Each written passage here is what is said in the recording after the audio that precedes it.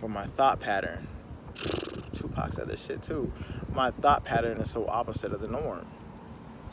Because someone asked him where he sees himself in 20 years. So he either has to change the world or be changed by the world.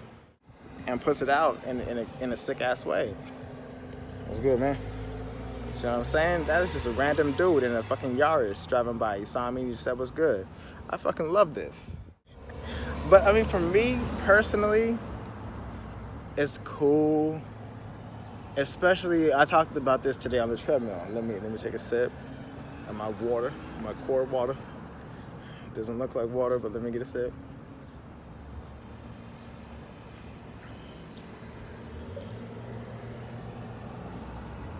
For example, somebody the other day shot some people in downtown LA. Yeah, there was 2 or 3 were dead. He killed someone at a Starbucks. Killed some Uber driver. And then he was on a high-speed chase for God knows how long.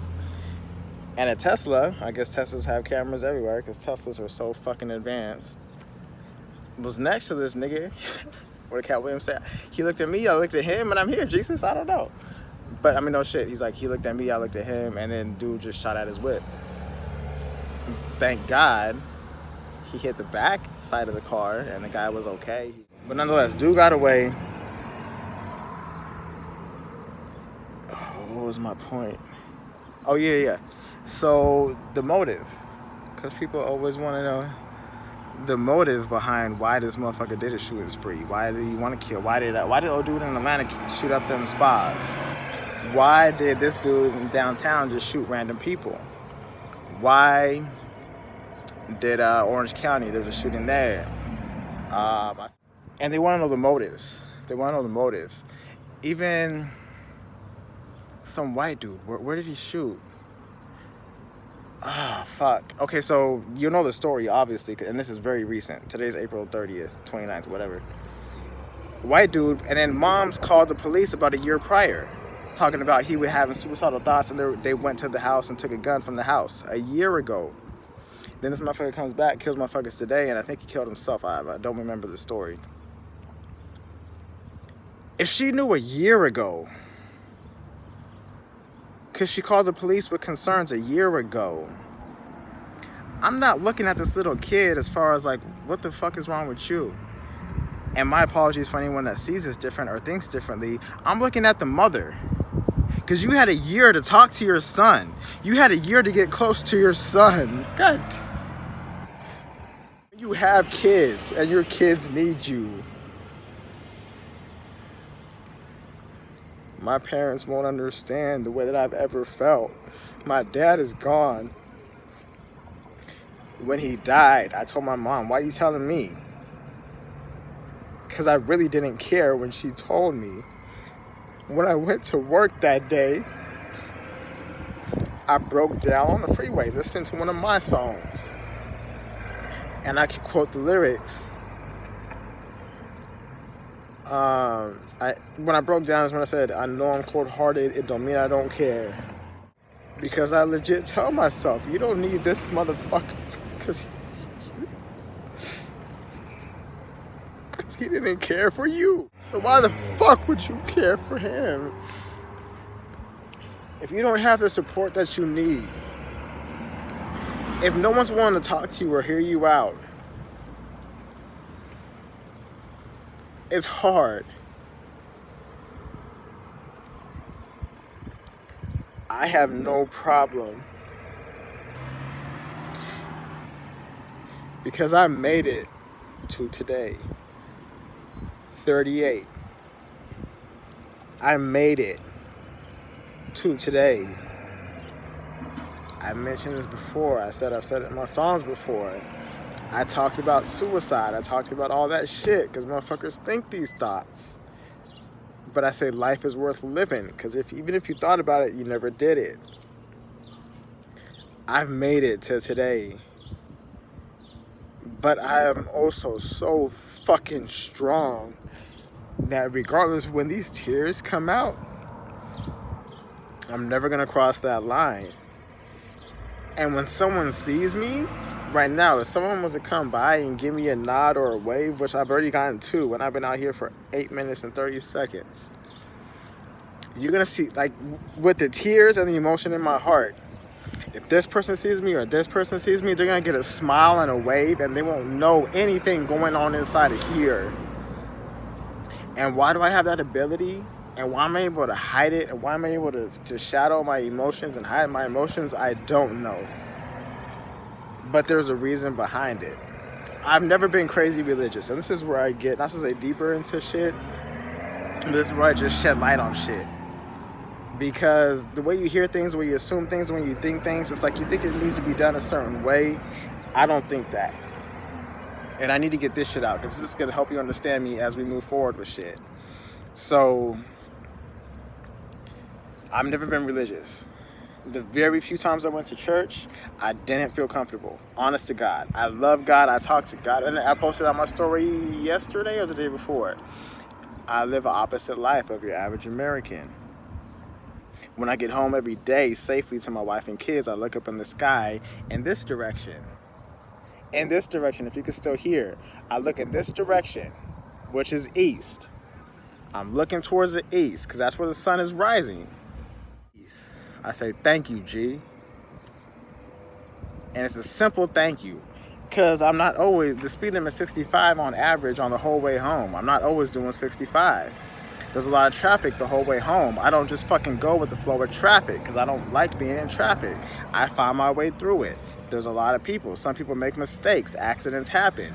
If I get home every day, I'm going to say, thank you, G. So then when I go inside and I do what I have to do and I lay down and go to sleep, and I say, now, lady, go to sleep and pray, Lord, my soul to keep. If I should die before I wake, I pray, Lord, my soul to take. And then after I say that, I say, are you there, God? It's me, anew. And instead of saying a prayer, because I used to say a prayer and I would say the same thing every day. Thank you for today. I pray for tomorrow. I pray for my wife. I pray for my kids. I pray for my family, which includes my wife and her family. So my in-laws, everyone directly involved with us, all of our blood. And then I pray for specific friends. And then I pray for everybody. And it's the same prayer every time. And it's like a fucking cookie cutter, because you're just stamping all these, let's say it's Christmas time, and you're stamping the Christmas trees, and then you're stamping the gingerbread men, and then you're stamping the stars, and you're just stamping the same shit every fucking day. So if it's Christmas time, you know, sounds. Is it better if I'm just in the shade? Hold on, let me angle myself better, because nigga, I'm making this shit more complicated. And life is complicated, but don't make it more complicated than it has to be. Because look at this, look at the shades and the shadows, nigga. Now we cool. The teeth is white, I'm happy. But look, if it's Christmas time, you know what colors you'll see, you know what shapes you'll see, you know what songs you'll hear, and you know the themes. Every fucking where you go. And now I'm in the zone, because I like the lights, and I can hold my phone the way I want to hold my phone.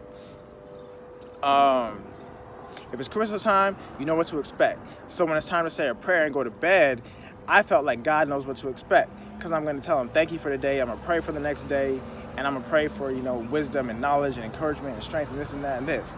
And after a while, I told myself, I don't know if I told myself or it just fucking happened, but either way, that's the way shit happened.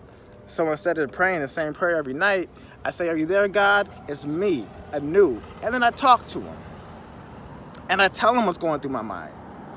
And then I'm hoping that he can help guide my mind while I'm sleeping, mend my mind, or once he hears what I have to say and how I'm thinking and what I want to do, as I'm sleeping, he's working on his plan now. And then when I wake up, he's going to put his plan onto my life and say, okay, I see how you want to do this and you want to do that, but guess what? I need you to go here.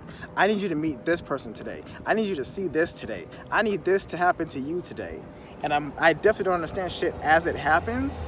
But when it happens, especially now these days, I'm taking shit for what it is. So the fact that I'm recording videos, freestyle videos, don't know what I'm going to say until I sit down and start recording. When I was talking shit about the shit and the little shit and you raise the shit, and as soon as I was done with that and I was getting ready to talk more shit, I said, so with that being said, that's when the officer pulled up. So when he pulled up and then I had a smile on my face, it changed the whole course of my conversation. So I was probably supposed to see that officer that day at that time. Because if I didn't see him, I would have kept talking shit. And it might have built up to more negative shit. But at the end of the day, it's still shit that happens. Because shit happens every day in life, right? So with shit happening every day, we have to learn. She might be scared to walk past me. It's fine. With shit happening every day, we have to learn how to adjust to shit, how to adapt to shit, and how to handle shit. And even me being out here, I'm learning how to handle every fucking situation when people are afraid to walk past you, when people look at you but don't acknowledge you, when people look at you and acknowledge you. And I want to handle every fucking situation like a fucking pro. I want to handle every situation like Kobe would handle any situation on the court, any fucking where, on either side, offense or defense. So that's where I'm at with my fucking life, which is just fucking beautiful. Like I said, I have conversations with God. And I was telling one of my coworkers, Claire, this is obvious. I mean, she's currently not working. I don't know if it's LOA or she's just gone, which everyone says she's gone. But I was talking to her, I said, a lot of times, and this is just me, the way my mind thinks, because I'm like I said, I'm out there. A lot of times, if God was at work, I would like to think around 7 o'clock in the morning, he's like, hey guys, I'm gonna take my 10. He goes and gets his coffee, and then he waits for me to start my prayer and talk to him. Because for him, that's his comedy moment. He just wants to relax and get away from shit.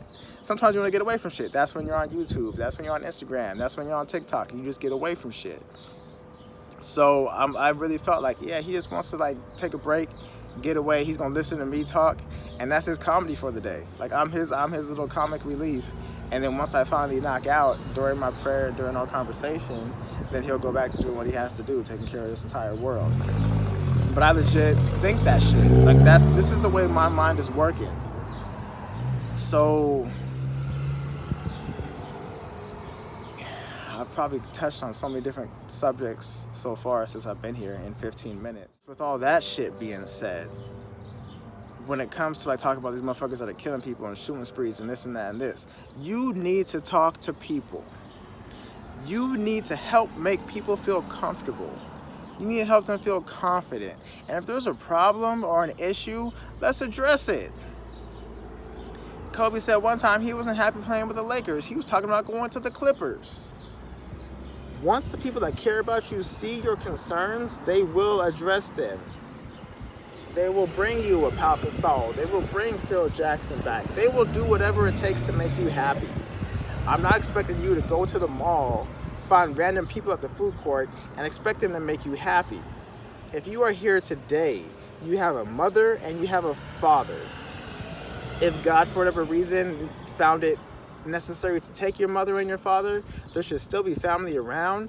And if there's no family around, you have to just open your heart and open your soul and hope that, and there will be people that will talk to you, whether it's a coworker, whether it's a friend, whether it's a neighbor. If you don't know what to do, let's try this. Let's try something new. Because instead of just saying, I want to get shot by a cop, or I want to die, or I want to commit suicide, let's go to a bus stop on a main street and then just start crying. I'm confident someone will stop and talk to you. Very confident someone will stop and talk to you. If you go to a busy ass intersection and just fucking cry, at the very least, a police officer. Because motherfuckers love to talk shit about police officers. Because they love to shoot black men, especially an unarmed black man. Oh, I'm unarmed. I guarantee you right now, I ain't unarmed. The last time I owned a gun, and I said this on a video in the past before, was 2002. My gun, I bought off of my homeboy. I have no idea where he fucking got it at. So thank the Lord when I got arrested, that gun had no bodies on it. I've owned 2 guns my entire life. Both of them bought off a homie off the street that I have no idea where the fuck the homie got it from. Lucky, right? So with that being said, if you really need help, You don't have a mother, you don't have a father. And that's just me throwing out random ass scenarios. If you go to a bus stop, you go to a park, you could go in front of a police station, a news station, somewhere in public. Go to Hollywood and Highland. Go to the Griffith Observatory. Go to fucking Walt Disney. Go to Universal Studios. Go somewhere with a lot of people and cry. For every 100 people you see, for every 99 that walk past you, especially if God sees it, He will send one person to talk to you.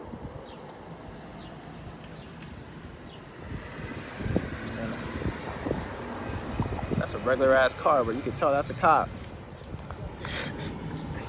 He will send one person to talk to you.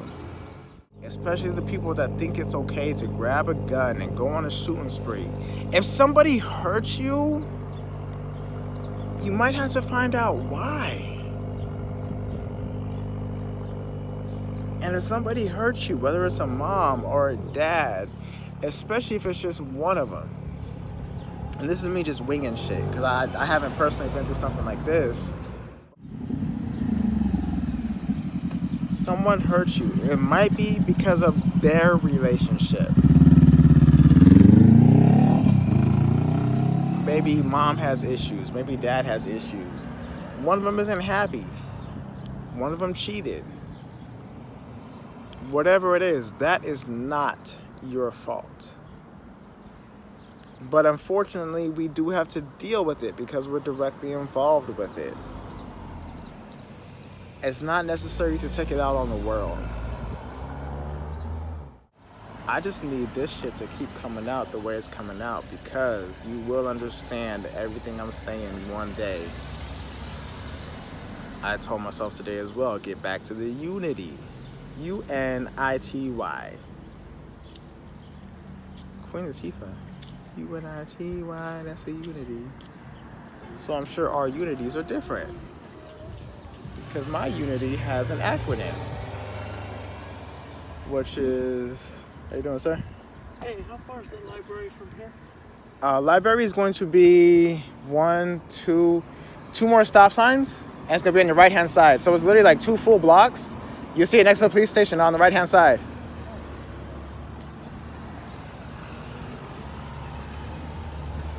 Regular dude. I told him hi, and he had no problem asking me a question. I don't have to prove to you I'm not a threat. I'm not a threat. I said that yesterday. But just talk to me. Don't just judge me. Don't just walk past me scared. Unity. Unconditional nurturing intensifies the youth. Unconditional nurturing intensifies the youth. Unity. U-N-I-T-Y. Unconditional nurturing. If you love, it doesn't have to be your kids.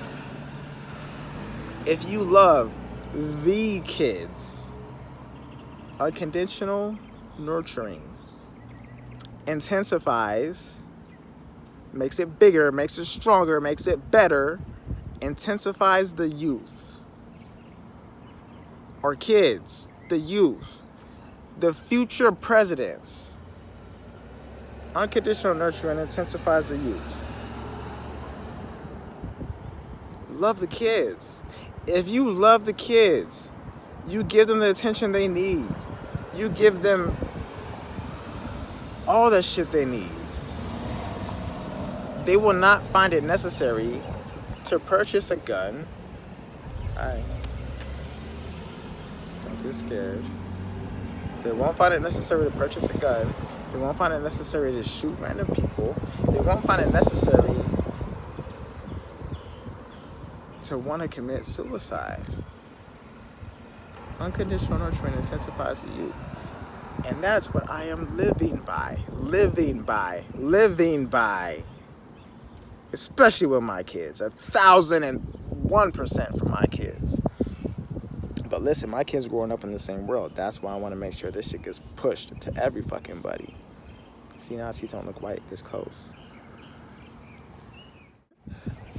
So when I say I live by the unity, you could ask anybody what did Tupac live by? Thug life.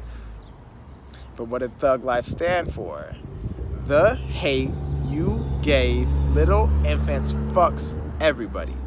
Meaning all that hate that you give them when they grow up is gonna blow up and explode in your face. All that hate that you give them, shooting sprees, god damn. Motherfuckers shooting for no fucking reason. The hate you give little infants fucks everybody. The hate you give little infants fucks everybody. True. Thug life. Thug life. So, if you hate these kids when they're young, you don't give them you don't nurture them. You don't teach them. You don't guide them. Then when they can find a way to buy an AR-15 legally and have that shit in their house with all the ammo and all the other guns and every fucking thing else, and they have access to social media, and these motherfuckers one day just want to go and start shooting shit up. That's the thug life. I love you, Tupac, and I'm so much like you, Tupac, in so many different ways. No lie. But that thug life on your stomach, if I was to ever get a tattoo, I'd have to put unity on mine.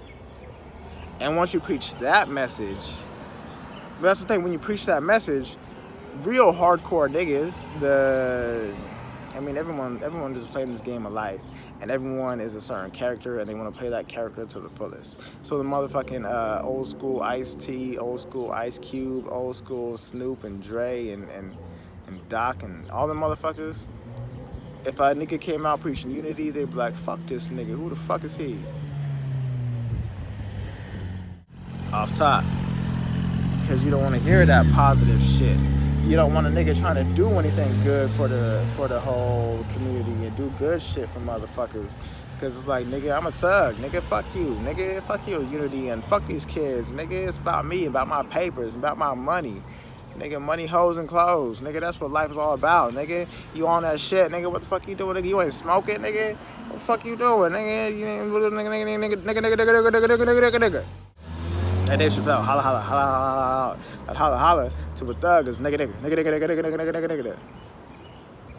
People that are fucking shit up, these people that are shooting people, these people that are taking innocent lives, these people that are making our police officers go to a call, and these people that are making our police officers make these decisions to shoot, these people one day were kids. They were kids. They were kids. If you would have took care of them when we had a chance to take care of them,